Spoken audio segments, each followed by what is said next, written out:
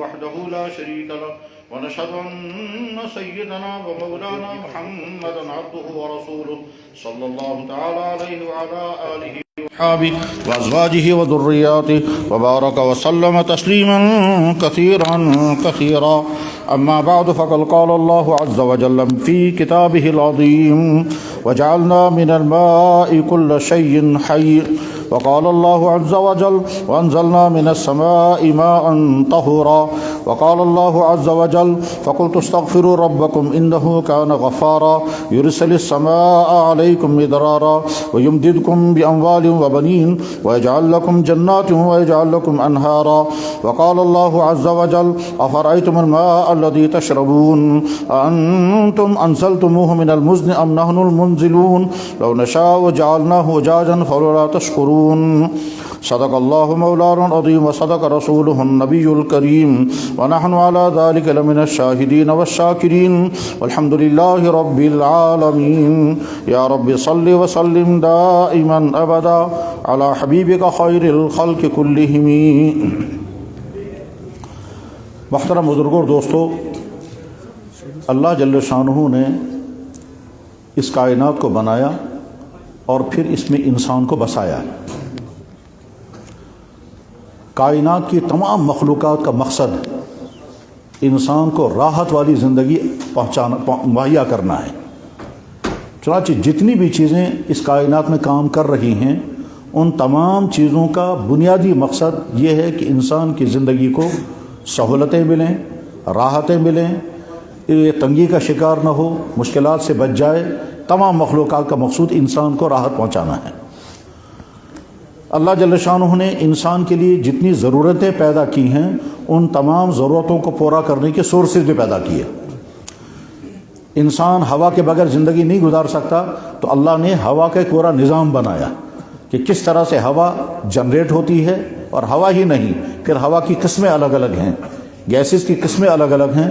آج انفارمیشن کا زمانہ ہے، تعلیم کا زمانہ ہے. تمام لوگ جانتے ہیں، سکولوں میں پڑھایا جاتا ہے کہ آکسیجن، کاربن ڈائی آکسائڈ، کاربن مونو آکسائڈ اور اس طرح کی دوسری کتنی گیسیں ہیں انسان کو سوٹ کرنے والی، بلکہ انسان کی زندگی کو کھڑا رکھنے والی گیس آکسیجن ہے. اب وہ اللہ جل شانہ نے اس آکسیجن کو کس طرح سے اس کو جنریٹ کرتے ہیں، کس طرح سے اس کو پھر بیلنس کرتے ہیں. یہ ضرورت سے زیادہ نہیں ہونی چاہیے، ضرورت سے کم بھی نہیں ہونی چاہیے. تو اس کے پیدا کرنے کا نظام اللہ نے کیا بنایا ہے یہ تو سائنس میں جا کر کے پتہ چلے گا. ہم شارٹ میں اتنا کہتے ہیں کہ دنیا میں انسان زندگی تب گزار سکے گا جب اس کو ضرورت کی ہوا مل جائے، اور اگر ہوا نہیں ہوگی تو انسان زندگی نہیں گزار سکتا. اسی وجہ سے اس کرۂ ارض سے باہر اگر نکل جائیں گے، اور جہاں تک اس کرۂ ارض کی حدود ہیں ان حدود سے باہر جب نکل جائیں گے تو زندہ نہیں رہ سکیں گے. یعنی جہاں ہوا نہیں ہے وہاں زندگی نہیں ہے. تو زندگی گزارنے کے لیے ہوا بنیادی ضرورت تھی، اللہ نے اس کو مہیا کیا. اس مہیا کرنے کے لیے اللہ نے کتنا وسیع نظام بنایا، اس کے لیے بہت تفصیل سے پڑھنا ہوگا تب سمجھ میں آئے گا. زندگی گزارنے کے لیے دوسری اہم ترین چیز پانی ہے. پانی کے بغیر انسان زندہ نہیں گزار سکتا. پانی ہی کے ذریعے سے انسان زندہ، پانی ہی کے ذریعے سے حیوانات زندہ، پانی ہی کے ذریعے سے زمین سے تمام چیزیں اگتی ہیں. قرآن نے اس کو اعلان کیا وَجَعَلْنَا مِنَ الْمَاءِ كُلَّ شَيْءٍ حَيٍّ. ہم نے ہر چیز کی زندگی پانی پر رکھی ہے. اور آج کی سائنسی دنیا بھی یہی کہتی ہے کہ ایسا پانی نہیں ہے تو زندگی بھی نہیں ہے. چنانچہ زمین سے باہر جب مختلف سیاروں پر زندگی کو دریافت کیا جاتا ہے تو وہاں سب سے پہلے یہ دیکھتے ہیں کہ اگر وہاں پانی کے امکانات ہیں تو شاید زندگی وہاں ممکن ہے، اور اگر پانی کے امکانات ہیں تو زندگی وہاں نہیں بن سکتی. تو سب سے پہلے دوسرے پلانٹس پہ جا کر، دوسرے سیاروں پر جا کر کے پانی کو ڈھونڈا جاتا ہے کہ پانی اگر وہاں مل سکا تو پھر، لیکن وہاں پانی نہیں ہے، کیونکہ پانی پیدا ہونے کا جو سورس اللہ نے بنایا ہے وہ سورس وہاں نہیں ہے. پانی پیدا ہوتا ہے ہائیڈروجن اور آکسیجن سے، اور ہائیڈروجن اور آکسیجن گیسیں ہیں، اور گیسیں وہاں ہیں نہیں. اللہ کو قدرت ہے، وہاں جب چاہیں گے پیدا کر سکتے ہیں. لیکن بہرحال صورتحال اس وقت یہ ہے کہ کائنات میں پانی صرف زمین پر ملتا ہے، اور یہ زمین پر بھی ملتا ہے وہ بھی اللہ کی قدرت کے تابع ہے. اس لیے اللہ تعالیٰ شانہ نے پانی کے بارے میں ہر جگہ فرمایا جب میں چاہوں گا تو اتاروں گا، اور پانی کے اتارنے کی ساری نسبت اپنی ذات کی طرف کی ہے. آج چونکہ تعلیم کا زمانہ ہے، اس تعلیم کے زمانے میں ہم بہت ساری وہ چیزیں سمجھ سکتے ہیں جو اس سے پہلے سمجھنا مشکل تھا. سکولوں اور کالجوں میں واٹر سائیکلنگ کی ساری تھیوریاں پڑھائی جاتی ہیں. وہ ساری تھیوریاں ٹھیک اتنی ہی ہیں جتنا قرآن کریم اللہ تعالیٰ بیان فرماتے ہیں، اس سے باہر ایک جز بھی باہر نہیں ہے۔ یعنی ایک طرح سے اگر واٹر سائیکلنگ کی کوئی سا بھی پارٹ پڑھیں گے، پانی، یہ گیس پانی کیسے بنتا ہے، پھر یہ گیس پانی بننے کے بعد پھر واپس یہ جو بادل کیسے بنتا ہے، پھر بادل بننے کے بعد پھر کیسے فضا کے اندر ایک خاص قسم کے ٹمپریچر سے ٹکرا کے پھر واپس پانی بنتا ہے، پھر برستا کیسے ہے، اور برسنے کے بعد پھر زمینوں میں کیسے سٹاک ہو جاتا ہے، پھر واپس کیسے نکل آتا ہے، یہ ساری تفصیلات قرآن کریم میں بھی اللہ تعالیٰ بیان فرماتے ہیں۔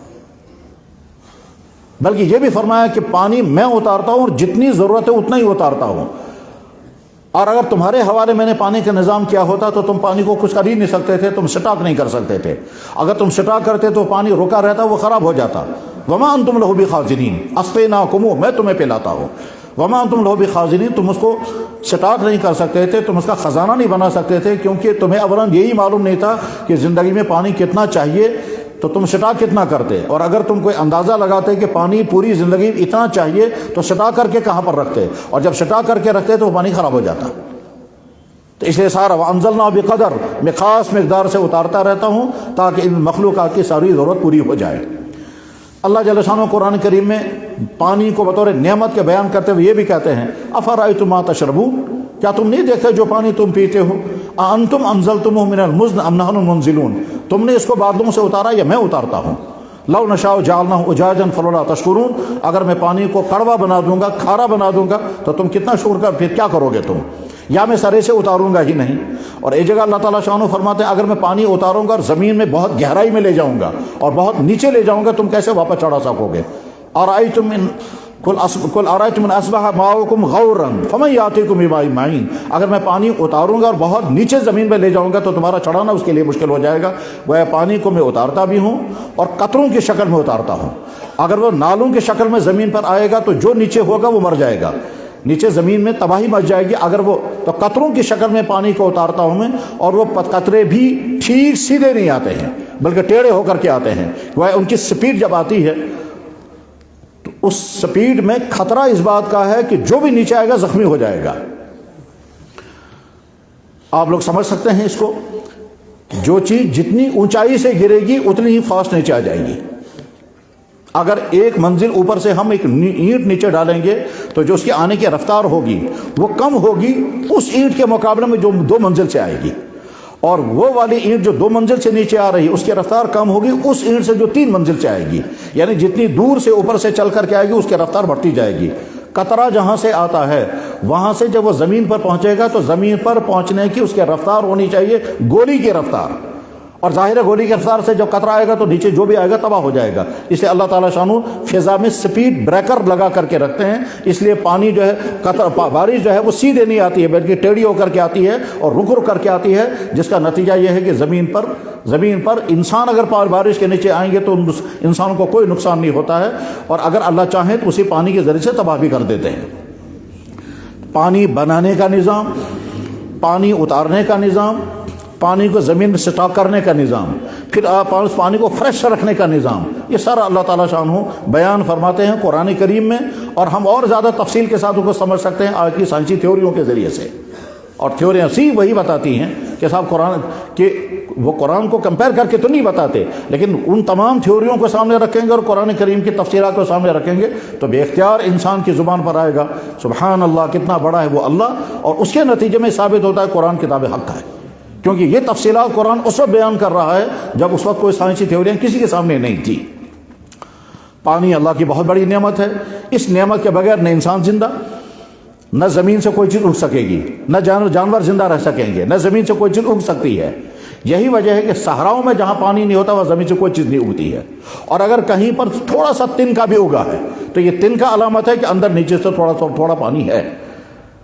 ٹھیک ہے، یہ جو پانی ہے اس پانی کے بنانے کا، اس پانی کے اتارنے کا، اس پانی کے سٹا کرنے کا انسان کے ہاتھ میں کچھ نہیں ہے، یا تو انسان مکمل بے بس ہے اور ہمیشہ سے بے بس رہا ہے۔ تمام وہ لوگ کہ جو اللہ کو نہیں مانتے یہاں آ کر کے وہ بھی بے بس ہیں کہ ان کے بس میں کچھ نہیں ہے۔ جو کہتے ہیں کہ صاحب لا آف نیچر بعد کا مسئلہ ہے، پہلا سوال ہے اگر اللہ کا فیصلہ ہوا پانی نہیں اترے گا تو نہیں اترے گا، اور کوئی شکل نہیں انسان کے بس میں نہیں ہے۔ انسان چاہے کتنے ہی سورسز استعمال کر لے، پانی پیدا کرنے کا، پانی اتارنے کا ان کے پاس کوئی نظام نہیں ہے، کوئی سسٹم نہیں ہے، یہاں مکمل انسان بے بس ہے، اور جب پانی نہیں اتارتا ہے تو انسان بے اختیار ہو کر آسمان کی طرف دیکھتا ہے کیسے پانی اترے گا۔ قرآن کریم میں اللہ تعالیٰ شانہ نے قوموں کے حالات جب بیان کرتے ہیں تو اس میں پانی کے مسائل بھی بیان کرتے ہیں۔ مثلا سورہ نوح میں اللہ تعالیٰ شانہ ارشاد فرماتے ہیں جب قحط سالی آئی تو نوح علیہ السلام نے فرمایا اللہ سے استغفار کرو، جب استغفار کرو گے تو اللہ تعالیٰ کو طاقت ہے کہ وہ پانی برسائے گا اور موسلادھار بارش برسے گی۔ فَقُلْتُ اسْتَغْفِرُوا رَبَّكُمْ إِنَّهُ كَانَ غَفَّارًا يُرْسِلِ السَّمَاءَ عَلَيْكُم مِّدْرَارًا، آسمان سے پانی برسے گا اور تمہاری ساری ضرورتیں پوری ہو جائیں گی۔ ایک جگہ اللہ تعالیٰ شانہ قرآن کریم فرماتے ہیں کہ میں یہ پانی اتارتا ہوں اور تمہاری ساری ضرورتیں اسی پانی سے پوری کر دیتا ہوں، ایک ہی پانی سے۔ تمہاری پیاس بھی اسی پانی سے بجھے گی، تمہاری صفائی بھی اسی پانی سے ہو جائے گی، تمہاری زمینوں سے ہر چیز تمام اسی سے اگیں گی، تمہارے جانور بھی اسے پانی کو پی کر زندہ رہیں گے۔ پانی ایک ہی ہے اور اس ایک ہی پانی سے زمین سے اگنے والی قسم قسم کی چیزیں، زمین ایک اور پانی ایک، لیکن چیزیں جتنی ہیں وہ ساری ڈیفرنٹ ہیں۔ تمام پھل، تمام سبزیاں، تمام اناج جو اس زمین سے اگتے ہیں، زمین ایک اور پانی ایک ہے۔ اللہ تعالیٰ فرماتے ہیں یہ ساری چیزیں میں نے الگ الگ پیدا کی مگر پیچھے سے سورس ایک ہی میں نے رکھا ہے، زمین ایک اور پانی، یسقا من ماء واحد، ایک ہی پانی سے میں اگاتا ہوں سب۔ مختلفاً الوانہ و مختلفاً اکلہ، تم یہ زمین سے اگنے والی ساری چیزوں کو دیکھو، ہر ایک کا رنگ الگ ہے، ہر ایک کی شیپیں الگ ہیں، ہر ایک کے ذائقے الگ ہیں، ہر ایک کے فائدے الگ ہیں، اور ہر ایک کے اگنے کے ترتیبیں الگ الگ ہیں۔ ہم باٹنی پڑھتے ہیں، باٹنی کے ذریعے سے ہم اللہ کی قدرتوں کو سمجھ سکتے ہیں کہ زمین سے اگنے والی کیا کیا چیزیں کیسے اگتی ہیں اور ان درختوں کا سارا نظام کیسے کام کرتا ہے۔ اس میں اناج، پھل، سبزیاں اور طرح طرح کی دوسری چیزیں ہیں، وہ سب اسی زمین سے نکلتی ہیں، پانی استعمال ہوتا ہے، زمین ایک، پانی ایک اور اگتی ساری یہ چیزیں ہیں۔ اللہ تعالیٰ شانہ فرماتے ہیں اس سے تو سمجھو تو میری قدرت، اس کے نتیجے میں تم کو سمجھ میں آنا چاہیے کتنا بڑا ہے وہ اللہ۔ جانور زندہ ہیں اور جانوروں کے ذریعے سے انسانوں کو قسم قسم کے فائدے ملتے ہیں، دودھ، گوشت، اون، سواریاں، اور اس کے علاوہ بے شمار دوائیوں کے سورسز جانوروں کی باڈیوں سے نکلتے ہیں۔ جانوروں کے اندر سے کولاجن اور جیلاٹین نکلتا ہے جو تقریباً 500-700 دوائیوں میں استعمال ہوتا ہے، وہ سارا ان جانوروں سے نکلتا ہے۔ لیکن جانور تب زندہ ہیں جب ان کو گھاس ملے گی، اور گھاس تب ہے جب زمین پہ پانی ہوگا، پانی ہوگا تو گھاس اگے گی، گھاس اگے گی تو جانور کھائیں گے، جانور کھائیں گے تو اس کے بعد پھر ہماری ساری ضرورتیں پوری ہو جائیں گی۔ اللہ تعالیٰ قرآن کریم میں اس کو بے بیان فرماتے ہیں۔ اولم یروا انا خلقنا لهم مما عملت ایدینا انعاما، کیا تم غور نہیں کرتے یہ جو جانور میں نے اپنے ہاتھوں سے بنائے ہیں، فہم لها مالکون، تم ان کے مالک ہو، لکم فیہا منافع کثیر ومشارب، ان میں قسم قسم کی چیزیں ہیں جو تم کو ملتی ہیں، انہیں میں سے ایک دودھ ہے، تو دودھ پیدا کرنے والا جانور اللہ نے بنایا، اس کی باڈی کے اندر اتنا دودھ پیدا ہو جاتا ہے کہ اس کے بچے کی بھی ضرورت پوری ہو جاتی ہے اور ہم کو بھی دودھ ملتا ہے۔ غرض پانی اللہ کی بہت بڑی نعمت ہے، انتہائی قیمتی نعمت ہے، اور اس نعمت کے حاصل کرنے میں انسان کی اپنی کوئی محنت نہیں ہے، نہ فرد کوئی محنت کر سکتا ہے، نہ ملک محنت کر سکتا ہے، نہ انسان کے پاس کوئی طاقت، کوئی سورس ہے۔ انبیاء علیہ السلام کی زندگی میں بارہا یہ مسئلہ آیا کہ قومیں درخواست کرتی تھی پانی نہیں آ، پانی برسوائیے، چنانچہ انبیاء علیہ السلام اپنے اپنے دین کے مطابق ان کو ترتیبیں بتاتے ہیں۔ جناب رسول اللہ صلی اللہ علیہ وسلم کے مبارک زمانے میں بارہا پانی کی ضرورتیں پیش آتی رہی ہیں اور عجیب عجیب واقعات اس میں ہوئے ہیں۔ حسن اتفاق ہے، کل رات میں حدیث پڑھا رہا تھا، بخاری شریف کا سبق ہو رہا تھا، غزوہ حدیبیہ کا بیان تھا۔ حدیبیہ ایک بہت بڑا واقعہ ہوا ہے جو جناب رسول اللہ صلی اللہ علیہ وسلم کی سیرت مبارکہ کا ایک حیرت انگیز واقعہ ہے۔ اللہ کے نبی علیہ السلام مدینہ شریف سے مکہ مکرمہ عمرہ کرنے کے لیے تشریف لائے۔ مکہ مکرمہ کے قریب 15-20 کلومیٹر کے فاصلے پر جگہ ہے حدیبیہ، اس جگہ کو آج شمیسیہ کہتے ہیں۔ وہاں آپ علیہ السلام نے قیام کیا تاکہ مکے والے ہم کو راستہ دے دیں اور وہ جا کر عمرہ کریں، لیکن مکے والوں نے آنے نہیں دیا۔ بہرحال حدیبیہ کی تفصیلات الگ ہیں۔ جابر بن عبداللہ رضی اللہ عنہ بیان کرتے ہیں، بخاری میں حدیث ہے، جہاں حدیبیہ کا واقعہ ہے وہاں یہ حدیث موجود ہے۔ جابر بن عبداللہ رضی اللہ عنہ کہتے ہیں کہ حدیبیہ کے ان 15-20 دنوں میں جو بہت سارے واقعات پیش آئے، ان میں سے ایک واقعہ یہ پیش آیا کہ آپ کی خدمت میں درخواست کی گئی کہ یا رسول اللہ، آپ کے پاس ایک ڈول میں پانی تھا جس پہ آپ نے وضو کیا، ہمارے پاس تو پانی ہے ہی نہیں، نہ پینے کا ہے نہ وضو کرنے کا ہے۔ تو آپ علیہ السلام نے اسی ڈول میں تھوڑا سا پانی کہیں منگوایا یا اس میں جو بچا ہوا تھا، ٹھیک، اس میں لعاب میں بار ڈالا اور لعاب میں بار ڈالنے کے بعد پھر فرمایا وہ جو خشک کنواں ہے اس کنویں میں پانی ڈال دو۔ چنانچہ ایک واقعہ تو یہ ہے۔ دوسرا واقعہ، آپ علیہ السلام نے ڈول منگوایا اور ڈول منگوانے کے بعد پھر اس میں اپنی انگلی ڈال دی, اپنا دستے مبارک ڈال دیا, دستے مبارک اندر ڈال دیا. تو جابر بن عبداللہ رضی اللہ تعالیٰ کہتے ہیں فرأینا ان الماء ينبع من بین اصابعہ, ہم نے دیکھا کہ آپ کی انگلیوں کے درمیان سے پانی اس طرح نکلنے لگا جیسے چشمے پانی نکلتا ہے. جابر بن عبداللہ سے ان کے شاگرد نے پوچھا آپ لوگ کتنے تھے جن کی پانی کی ضرورت پوری ہوئی؟ انہوں نے کہا کہ ہم اس وقت 1500 آدمی تھے, ویسے اگر ہم 1,00,000 آدمی ہوتے تو پانی کی ضرورت پوری ہو جاتی. بخاری شریف میں نے واقعہ حوالہ بتا دیا. غزوہ حدیبیہ کا بیان جہاں وہاں یہ حدیث موجود ہے. دوسری حدیث, جناب رسول اللہ صلی اللہ علیہ وسلم عمرہ کرنے کے لیے جیرانہ تشریف فرماتے ہیں. جیرانہ میں بہت سارے واقعات پیش آئے ہیں. جیرانہ مکہ مکرمہ سے تقریباً 15-20 کلومیٹر کے فاصلے پر آج بھی جب لوگ عمرہ کرتے ہیں تو جیرانہ سے عمرہ بکثرت ہوا کرتا ہے. جیرانہ کے مقام پر اللہ کے نبی علیہ السلام ہیں.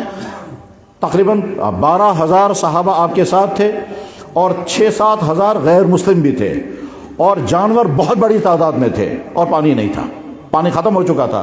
تو عرض کیا گیا یا رسول اللہ پانی ختم ہو چکا ہے. آپ نے فرمایا کسی کٹورے میں کسی رکوہ میں کہیں سے تھوڑا پانی لاؤ. چنانچہ پانی لایا گیا. اس کے بعد آپ نے اپنے دہنے مبارک میں تھوڑا سا پانی لیا, پھر واپس اس میں ڈال دیا, اور اس کے بعد پھر اپنا دستے مبارک بھی اس میں ڈالا, اور کچھ روایتوں میں آتا کہ آپ نے پورا وضو کر کے وہ پانی اسی میں ڈال دیا, اور اس کے بعد فرمایا جہاں وہ پانی کا کنواں تھا وہ خشک ہو گیا ہے اس میں یہ پانی ڈال دو. چنانچہ یہ پانی اس میں ڈالا گیا. تھوڑی دیر کے لیے رکے, تمام صحابہ دیکھ رہے تھے. تھوڑی دیر کے لیے رکے تو نیچے سے پانی آنے لگا, اور پانی اس طرح سے آیا جیسے مین پائی پھٹ جائے اور نیچے سے جوش مار کر کے پانی آنے لگے, اس طرح سے پانی آنے لگا, اور آج تک وہ پانی چالو ہے. اس وقت میں جو لوگ جیرانہ جاتے ہیں اس کنویں پر کور کیا گیا ہے, اس پہ تالا لگا ہوا ہے, دروازہ بھی ہے, اور پانی موجود ہے. حسن اتفاق ایک دفعہ میری جب حاضری ہوئی ہے جیرانہ کے مقام پر, تو وہاں جو ہی ہم گاڑی سے اترے سامنے پولیس والے کھڑے تھے. میں نے انہیں سلام کیا, انہوں نے جواب دیا. تو میں نے اسے کہا بیر موجود, کنواں ہے؟ اس نے یہ نہیں پوچھا کون سا کنواں, وہ فوراً سمجھ گیا یہ کون سا کنواں پوچھ رہے ہیں. انہوں نے کہا نام موجود. میں نے کہا فیہ مویا موجود, اس میں پانی موجود ہے؟ کہنے کا نام موجود ولیکن مغلق. کہتا ہے پانی تو موجود ہے مگر اس میں تالا لگا ہوا ہے. تالا کیوں لگا ہوا ہے وہ کوئی انتظامی مسئلہ ہے, لیکن عرض کرنے کا منشا یہ ہے کہ آج بھی وہ کنواں موجود ہے, اور اس کنویں میں وہ پانی اس وقت بھی نکل رہا ہے جو اللہ کے نبی علیہ السلام کے معجزے کے ذریعے سے پانی نمودار ہوا تھا. جب جناب رسول اللہ صلی اللہ علیہ وسلم غزوہ بدر کے لیے روانہ ہوئے تھے, مدینہ شریف سے بدر کے لیے روانہ ہوئے, تو راستے میں مقام روحہ آیا. وہاں پانی کا کنواں تھا لیکن وہ کھارا تھا. صحابہ کرام نے عرض کیا یا رسول اللہ پانی ہے مگر کھارا پانی ہے. آپ علیہ السلام نے پانی تھوڑا سا منگوایا, اس پر لعاب بھی مارا ڈالا, اور اس کے بعد پھر اس کو کھارے کنویں میں پانی ڈال دیا گیا. آج تک وہ پانی میٹھا ہے, اور وہ پانی آج تک بھی چل رہا ہے, اور بے شمار لوگ اس پانی کو پیتے ہیں. بے شمار بیماروں کو شفا بھی اللہ تعالیٰ شان عطا فرماتے ہیں. بلکہ وہاں بہت سارے لوگ اب اس پانی کا نام ہی رکھتے ہیں بیر شفا, شفا والا پانی والا کنواں ہے. غرض یہ کہ جناب رسول اللہ صلی اللہ علیہ وسلم کے مبارک حیات میں بارہا اس طرح کے واقعات پیش ہے. جیسا میں نے ابھی عرض کیا, جابر بن عبداللہ رضی اللہ تعالیٰ عنہ بیان کرتے ہیں کہ حدیبیہ کے مقام پر اللہ کے نبی علیہ السلام کی مبارک انگلیوں سے پانی جاری ہوا, اور 1500 آدمیوں کی وضو کی اور پینے کی ضرورت پوری ہوئی. بلکہ ایک لفظ وہاں یہ بھی ہے کہ ہماری جانور کی ضرورت بھی پوری ہو گئی اسی پانی سے. پھر جب پوچھنے والے نے پوچھا کہ آپ لوگوں کی تعداد کتنی تھی, کتنے افراد تھے آپ, تو انہوں نے کہا یہ کیوں پوچھتے ہو تم کتنے افراد تھے؟ وَلَوْ كُنَّا مِئَةَ أَلْفٍ لَكَفَانَا, اگر 1,00,000 آدمی ہم ہوتے تو وہ پانی ہمارے لیے کافی ہو جاتا. اس انداز سے پانی آ رہا تھا. ویسے ہم 1500 آدمی تھے. حدیبیہ میں جناب رسول اللہ صلی اللہ علیہ وسلم کے ساتھ کتنے افراد تھے؟ حدیث کی کچھ کتاب, بخاری میں ایک جگہ پر 1400 ہیں, ایک جگہ میں 1500 ہیں, ایک جگہ پر 1300 ہیں. یہ تعدادیں الگ الگ کیوں ہیں یہ عوام کا مسئلہ نہیں ہے, یہ تو علمی بحث ہے کہ یہ تعداد کم زیادہ کیوں ہو رہی ہے, اور نقل کرنے والے کم زیادہ تعداد کیوں بیان کرتے ہیں. اس کی وجوہات اور بڑی معقول وجوہات ہوتی ہیں. لیکن اس حدیث میں جابر بن عبداللہ رضی اللہ تعالیٰ کہتے ہیں 1500 آدمی تھے, اور اللہ کے نبی علیہ السلام کی مبارک انگلیوں سے جو پانی جاری ہوا تھا اسے ہماری 1500 کی ضرورت پوری ہوئی. پانی اللہ کی نعمت ہے, اور جب یہ نہیں ملے گی تو انسان کیا کریں گے؟ ظاہر ہے جناب رسول اکرم صلی اللہ علیہ وسلم اپنے معجزات کے ذریعے سے اگر وقتاً فوقتاً ان لوگوں کی ضرورت پوری کرتے رہے, لیکن معجزات تو بعد کے لیے نہیں ہیں. اسے بعد کے لوگوں کے لیے مسئلہ ہے کہ اگر پانی نہیں ہوگا تو کیا کریں گے اس وقت لوگ.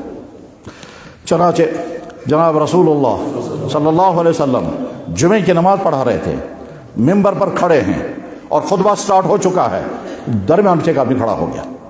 انہوں نے کہا یا رسول اللہ ہلکت الاموال وانقطعت السبل، یا رسول اللہ پانی نہیں اتر رہا ہے، بارش نہیں ہے، مال برباد ہو رہے ہیں، انسان پیاسے مر رہے ہیں، زمینیں خشک ہو گئی ہیں، چلنا پھرنا مشکل ہو گیا ہے، جن راستوں سے ہم چلتے تھے راستے میں کہیں پانی ہوتا تھا، راستوں میں پانی نہیں ہے تو چلنا پھرنا بند ہو گیا ہے، ہم کہیں جانا چاہتے ہیں اتنا پانی نہیں ہے جو ساتھ لے سکے، راستوں میں بھی پانی نہیں مل رہا ہے، تو تباہی مچ گئی، فادعوا اللہ، اللہ سے دعا کریں۔ تو جناب رسول اللہ صلی اللہ علیہ وسلم نے اسی خطبے میں دعا شروع کر دی، تمام صحابہ بیٹھے ہیں اور اللہ کے نبی صلی اللہ علیہ وسلم دعا کر رہے ہیں۔ جب دعا چل رہی ہے اور بارش برسنے شروع ہو گئی، صحابی کہتے ہیں ما رأینا فی السماء قزعۃ من سحاب، ہم نے تو آسمان میں اس سے پہلے کوئی بادل دیکھا ہی نہیں تھا۔ تو کہتے ہیں سلا کی پہاڑی سے، مدینہ شریف میں ایک چھوٹی پہاڑی ہے سلا، آج بھی ہے وہ پہاڑی، کہتا سلا کی پہاڑی سے بادل کا ایک ٹکڑا نمودار ہوا، اور بادل کا ٹکڑا نمودار ہوا مثل ترس، ترس کے برابر، یعنی آپ سمجھیں کہ جتنی بڑی تسلا جتنا بڑا ہوتا ہے، یا تو آپ سمجھ سکیں برڈ جتنا برڈ چاہتا برڈ، اتنا بڑا بادل کا ٹکڑا نمودار ہوا۔ یہ بادل کا ٹکڑا اوپر آیا اور اوپر آبان پہ پھیل گیا، اور پھیلنے کے بعد برسنا شروع ہو گیا، برسنا شروع ہو گیا۔ اللہ کے نبی علیہ السلام وہیں خطبہ دے رہے ہیں اور پانی کے قطرے یہاں سے گرنے لگے۔ اسی بارش کی حالت میں ہی نماز جمعہ ادا ہوئی، بارش کی حالت میں لوگ اپنے گھروں کو پہنچے اور بھیگتے ہوئے پہنچے، ایک ہفتے تک لگاتار بارش برستی رہی، بارش برس رہی ہے۔ اگلا جمعہ ہے جناب رسول اللہ صلی اللہ علیہ وسلم خطبے کے لیے کھڑے ہو گئے، جو ہی آپ کھڑے ہو گئے تو وہ صحابی کھڑا ہو گیا، یا تو وہی صحابی کھڑا ہو گیا یا دوسرا کوئی صحابی، لیکن بخاری میں حدیث ہے باب الاستسقاء میں، امام بخاری رحمہ اللہ تعالیٰ نے تمام حدیث کی کتابوں میں بارش اتارنے کے لیے دعا پڑھنے یا دعا کرنے اور نماز پڑھنے کا جو تذکرہ ہے اس کو کہتے ہیں ابواب الاستسقاء یا صلاۃ استسقاء۔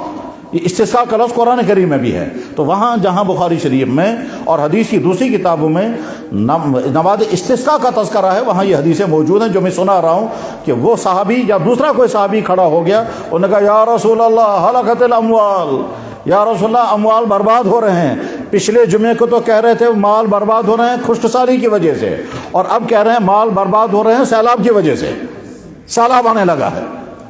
یا رسول اللہ ادعو اللہ، یا رسول اللہ دعا روک دیں، یہ اللہ تعالیٰ دعا فرمائے بارش رک جائے۔ آپ علیہ الصلوۃ والسلام فرمایا ہوا علینا ولا علینا، یا اللہ بارش ادھر برسا دیجئے ادھر برسا دیجئے، یہاں نہیں۔ اب جمعے کی نماز ختم ہو گئی تو باہر جب نکلے تو دھوپ چمک رہی تھی، وکانت المدینہ تو مثل جوبہ، اور مدینہ جو ہے وہ چمک رہا تھا کیونکہ ایک ہفتے تک بارش برستی رہی ہے اور سارا دھل چکا تھا، فضا صاف ہو گئی تھی۔ پھر صحابہ کہتے ہیں ایک مہینے تک مدینے کی گلیوں میں پانی بہ رہا تھا۔ وادی قنات بڑی مشہور وادی ہے جو احد پہاڑ کے پاس سے گزرتی ہے اور مدینہ شہر کے درمیان سے گزرتی ہے، آج بھی وہ اس وادی کے کچھ آثار موجود ہیں۔ تو ایک مہینے تک وادی قنات میں پانی بہتا رہا اور سمجھتے رہے کہ سب چاروں طرف سے لوگ آ کر کہتے تھے بہت بارش ہو گئی، بہت بارش ہو گئی۔ یہ جناب رسول اللہ صلی اللہ علیہ وسلم کے بارہ زمانے میں واقعہ پیش آیا اور حدیث کی تمام کتابوں میں موجود ہے۔ ظاہر ہے اللہ کے نبی علیہ الصلوۃ والسلام نے دعا فرمائی اور اسی وقت بارش شروع ہو گئی اور اس کے نتیجے میں مدینہ سیراب ہو گیا۔ تب امت کے لیے کیا پیغام ہے؟ تو جواب ہے امت کے لیے پیغام یہ ہے کہ جب تمہیں کبھی اس طرح کی مشکل سامنے پیش آ جائے تو وہی طریقہ اختیار کرو جو جناب رسول اللہ صلی اللہ علیہ وسلم نے اختیار کیا تھا اور حضرات صحابہ کرام نے بھی کیا تھا۔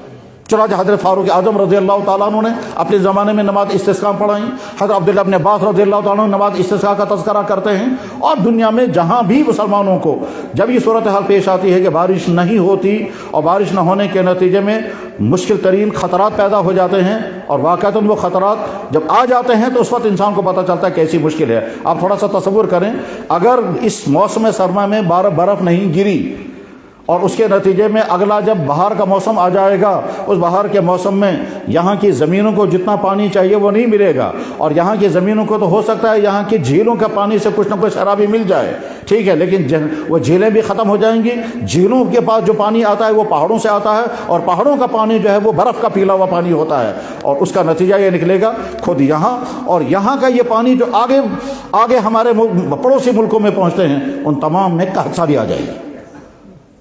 ویسے اللہ کو طاقت ہے، جب پانی چاہیں بارش روک دیں گے اور پھر انسان بلکتے رہیں گے، کچھ نہیں کریں گے، کچھ کر نہیں سکیں گے کیونکہ انسان کے بس میں کچھ نہیں ہے۔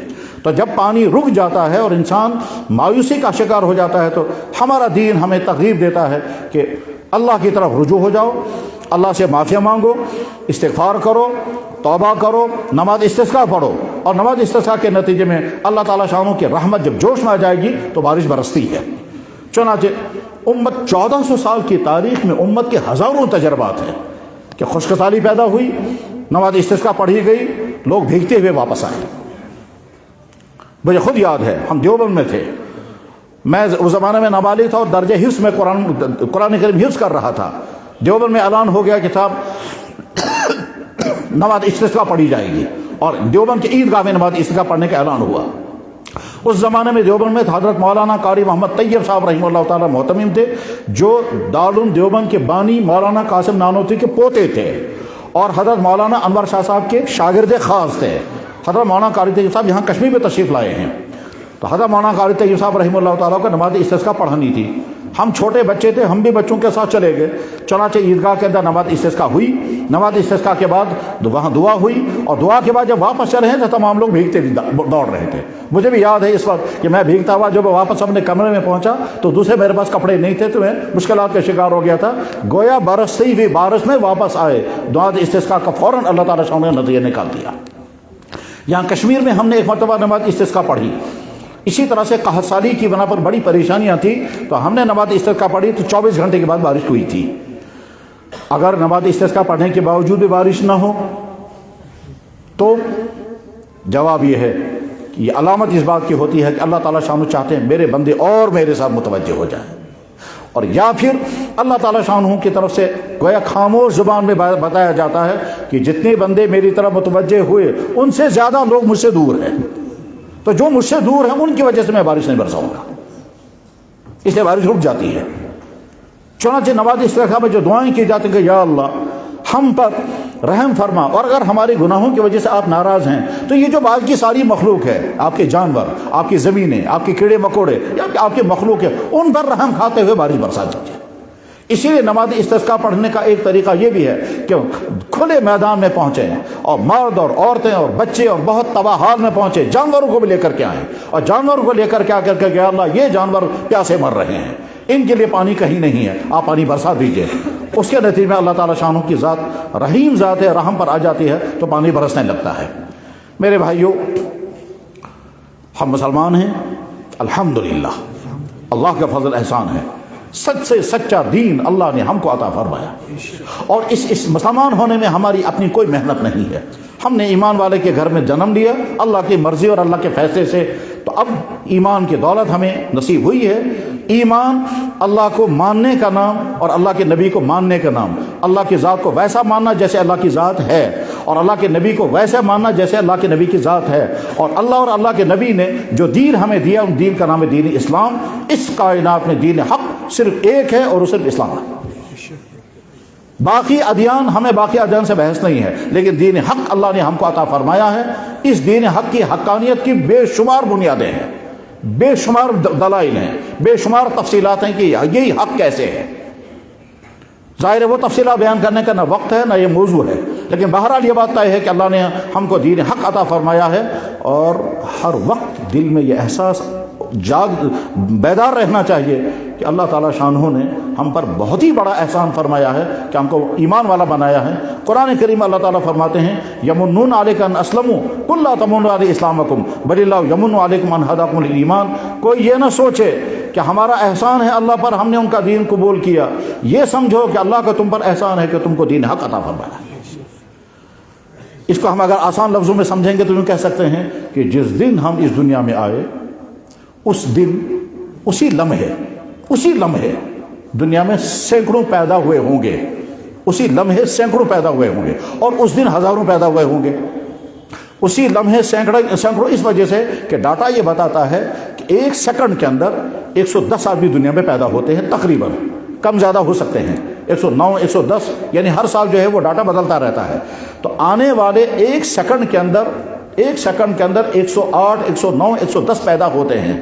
تو جس سیکنڈ میں ہم دنیا میں آئے ہیں اس سیکنڈ میں دنیا میں 105 106 108 110 پیدا ہوئے ہوں گے، اور پھر جس دن ہم آئے ہیں اس دن تو ہزاروں پیدا ہوئے ہوں گے۔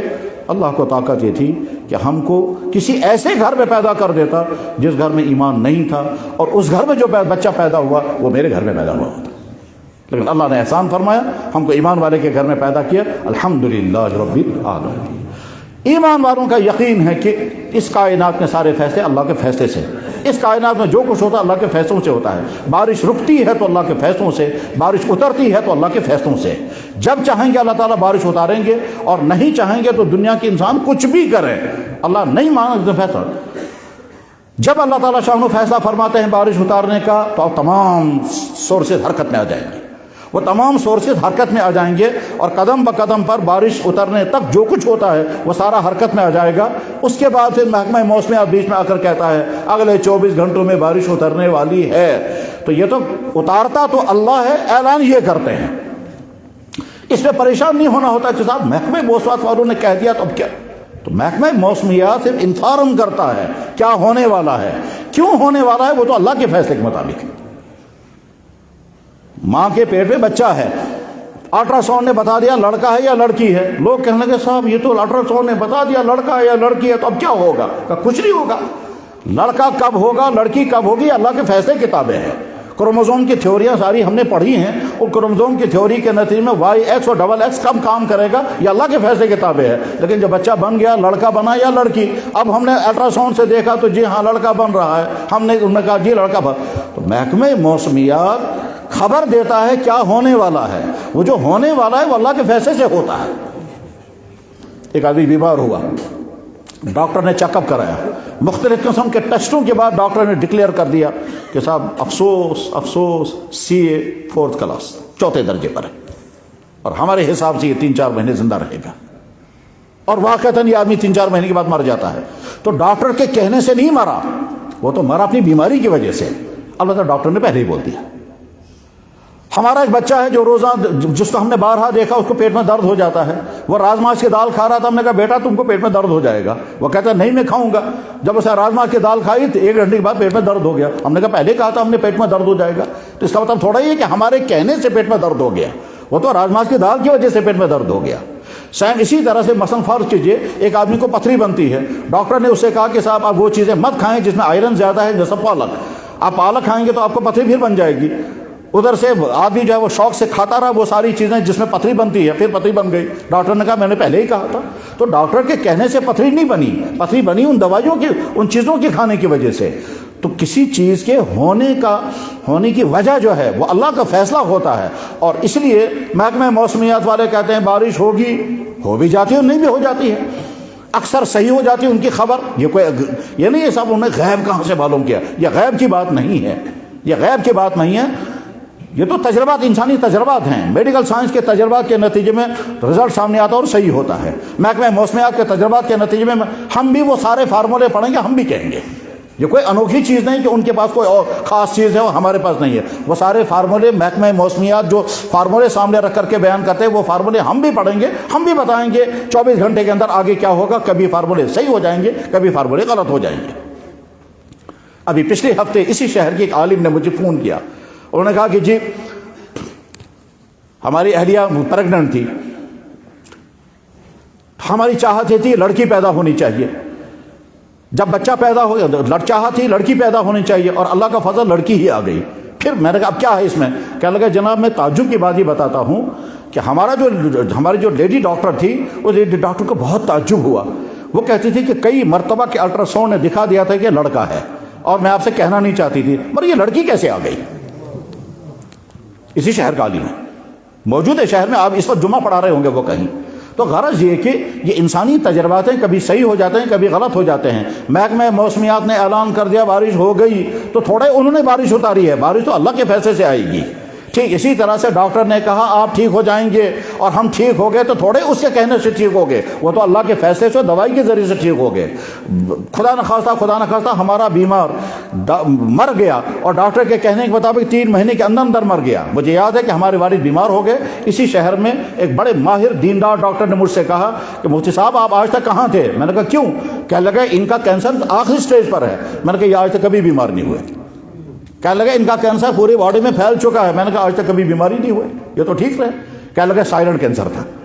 میں نے کہا اب کیا حکم ہے؟ کہنے لگا بس اب خدمت کرو، 3-4 مہینے تک یہ زندہ ہیں، باقی اللہ کا فیصلہ ہے۔ واقعتاً 3-4 مہینے میں ان کی وفات ہو گئی، تو اس کے معنی تھوڑی ہے کہ ڈاکٹر کے کہنے سے ان کی وفات ہوئی۔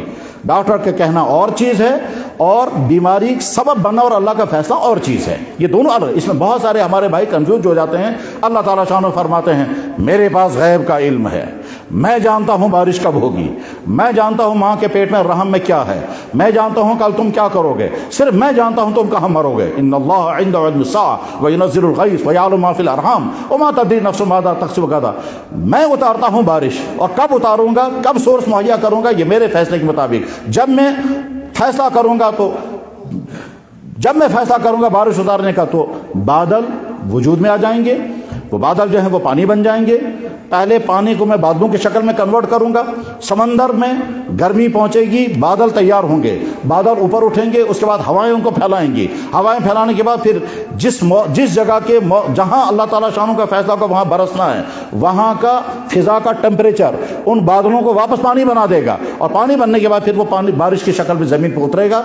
और उसमें अल्लाह ताला शान फरमाते मैं उतना ही उतारता हूँ जितना तुम सहार सकोगे। अलबत्ता इसी पानी को मैं जब चाहूँगा तो सैलाब बना दूंगा, तबाह कर दूंगा, जैसे कि कौम नूह को बर्बाद कर दिया था। नीचे से भी पानी आया, ऊपर से भी पानी आया। हमारे दीन ने हमको नमाज इस्तिस्का अता की है।